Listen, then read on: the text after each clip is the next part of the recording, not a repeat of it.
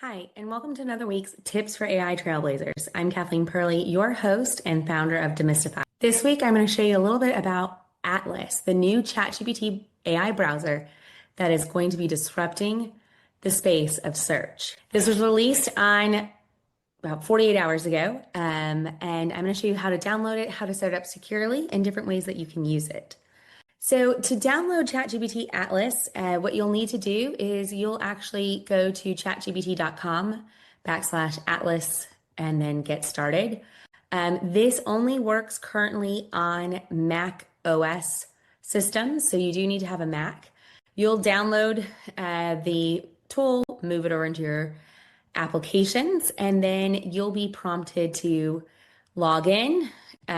You can import your data from another browser, allow keychain access, and then add some different settings from a security standpoint on whether or not you want memory or approvals on things. And then if you do set it up as your default browser, you'll actually get boosted limits for the next 7 days. Interesting to see if that's still in place for you guys when you are watching this, but something to kind of view. All right, so with that, I'm going to go ahead and minimize this and show you Atlas. If you have Atlas enabled, I'm going to close this out because I already downloaded it.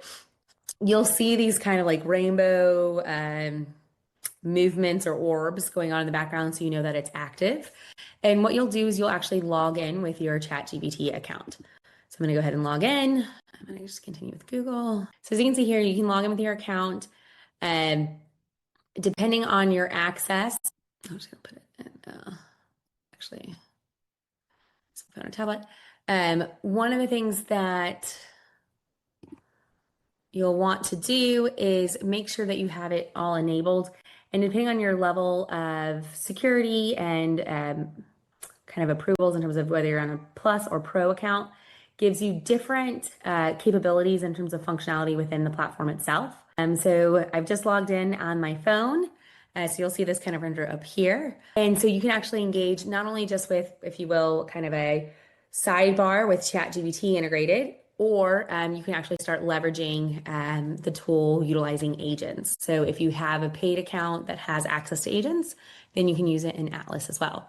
I'm not going to import data from another browser at this point, so I'm going to skip that. I don't want memories necessarily stored right now because that can kind of make some impacts in terms of privacy. So you'll want to turn this off because, for example, if I'm logging into my business banking account to do payroll or things of that nature, I don't necessarily want it capturing that screen or information. So I would definitely recommend keeping it off and not turning it on. And you can ask ChatGPT about anything on any website. So, and then you also make your cursor collaborate. So I'm going to do that as well.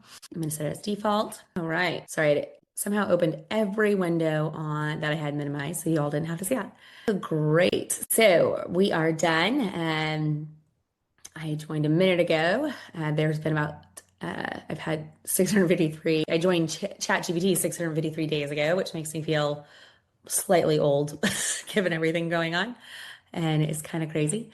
So if I'm in the kind of, it really starts to operate like any other web browser. So I can say, I'm going to go to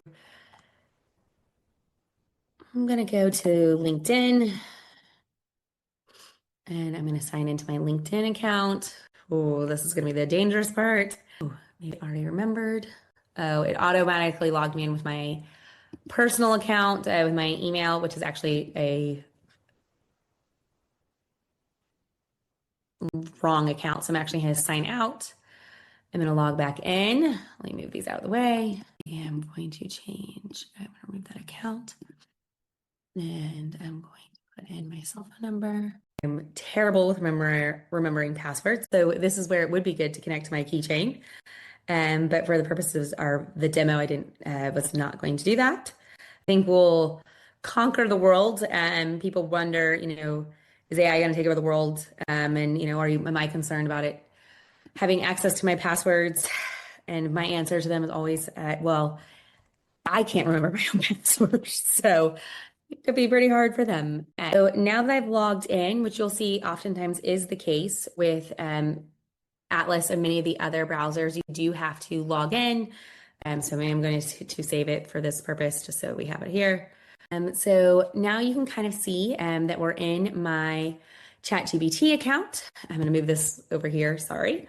And what we're going to do is we're going to be able to ask ChatGPT questions. So I can ask something like,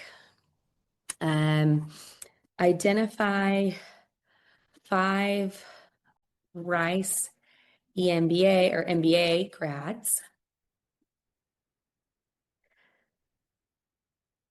interest in AI and finance. So I'm going to go ahead and push that forward, and we are going to see it kind of collect that information for me. Now, depending on, so it kind of help you find connections. This is just the standard chat. So it pulls that there. So you can kind of see that kind of information coming from that perspective. So we have 2 people right now. One of the other things I can do is I actually can say, I can go to agent mode and provide me 10 connections that would be beneficial given my research on AIs, on the use of AI. All these typos are to ensure that you know that I'm real and this is not an avatar.